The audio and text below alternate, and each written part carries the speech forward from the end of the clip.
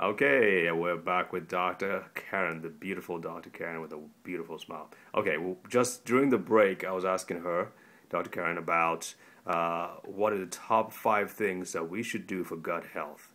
And she's going to explain the others in a second, but she also said something about eating in the morning. Tell us about that, Doc. Okay, well, we have to have enzymes with our meals when we do eat. We need probiotics on an empty stomach to help us deal with those pathogens that are coming in every day. I think it's very important to have a cleansing of some sort, a good fiber, herbal cleanses, these kind of things. We need to do some really intense cleansing for like 30 days at a time. Wait. How long? How regularly? How many times in a year do we do a 30-day cleanse? Do you think? I would do it every several months, and a lot of it would depend on your diet. In biblical days, they would have their feast days when they would eat their meat and their breads and all of this, and they would have their pastries and their sweets, and then they would fast for 7 days after that. They always fasted after the feast days. Well, in America, nobody ever fasts. So that's why it's so important that we got to do some cleansing. We do a cleansing on a daily basis with just a regular, good cleansing fiber. But also then a little more intense cleansing where maybe we are just doing plant-based. Or maybe our diet's only plant-based with no meat, for 7 days. Or some people will do 30 days. And in that process, then we're doing a little more intensity with the fibers and the cleansers. We've got herbal cleanses. We have many different versions of cleansing that we can do, and of course I have a colonic facility in my center as well. So colonics are very, very good and very helpful for getting a lot of the old things and a lot of the old toxins out quickly. But another thing that's very important, I think, is that we realize that when the body wakes up of a morning, it's still in the gastrointestinal tract, mind you, has been very, very congested throughout the day, and everyone is overeaten, and in America, that is the biggest issue. And so the body and the liver does its cleansing, and the gastrointestinal tract cleanses from about 4 o'clock in the morning until noon. Really? Okay, well, when that's happening, if we wake up at 7 a.m. and start putting bacon and eggs and bread and all this in the gut, then it never really had the chance to do the cleansing that God intended for it to do overnight. But yet, yes, we do have to have a lot of nutrition first thing in the morning, and our mornings are very important. We talked about, breakfast is the most important part of the day and the most important meal of the day for nutrition, but not necessarily for masticating food. We can get more nutrition in by drinking it because it will get to the cellular level. We can do protein shakes and greens and barley grass and those things, a lot of fresh fruits in our smoothies. We can do even frozen fruits. And maybe even some kale and spinach and greens and things in that big smoothie that we call, that protein shake of a morning. We can get a lot more value nutritionally from that than we would get from anything we could ever eat. Because again, I like to remind people that the gastrointestinal tract is so sluggish, it's not digesting very much anyway.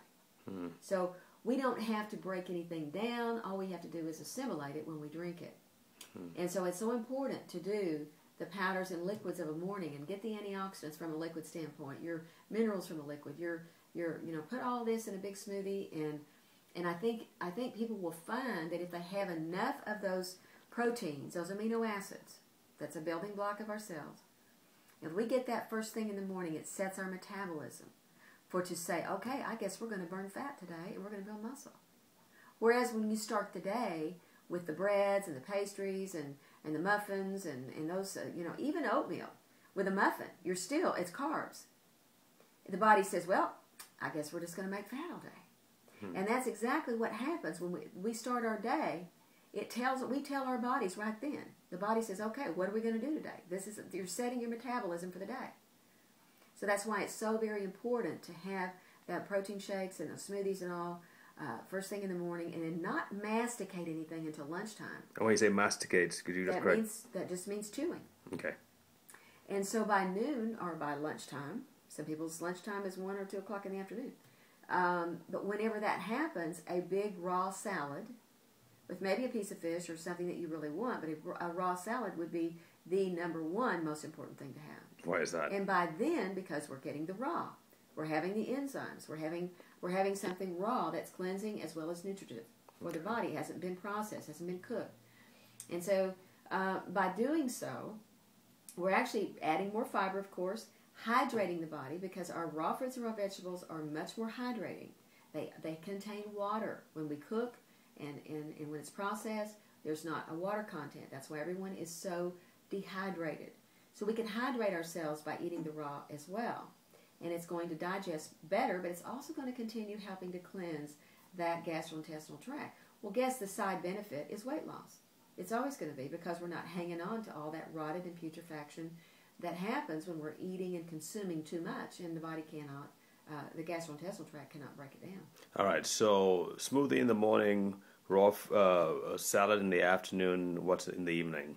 Well, it could be anything. You might, that we're supposed to really kind of graze throughout the day. Raw almonds and raw fruits in the middle of, of the day and in between meals is really a good thing. We should never get ourselves where we're just starving, and then you just grab anything. Right. And that's when we overeat, and it overpowers the pancreas, and the insulin issues are there. That's when things start really backing up, so to speak, and then we have some real problems with diabetes that lead to diabetes and heart disease and all these situations that are so common in America. So the evening meal, oh yeah, it could be another raw salad. I mean, I don't think we should ever have a meal without a raw salad unless it's a fruit meal. And fruit and nuts go well together, and especially in the raw state. Yeah, so but isn't that kind of that's tough? Isn't that kind of tough though? I mean, in our culture where we've grown to rely so much on meat and And meat is fine. And someone who likes it to have a really good steak, that's great. Have a raw salad with it. Just forget the potato, because the starches and proteins are not going to digest well together. So if you're going to do starches, just do starches. If you're going to do meat, then do meat and raw veggies. Don't do the breads and the potatoes and the starches with it. I see. And that's one of the biggest mistakes I think that's made in America.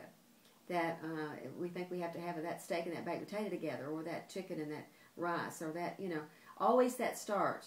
So whenever you can separate that and not have the starches and the proteins together, you're immediately going to lose weight, because your digestion is going to improve. And you're going to start getting rid of that, and the body's able to digest it and carry it out. And you'll feel better, and your brain will work better and smarter as well. You bet. Okay, great. Thanks, Dr. Karen. We'll be back shortly.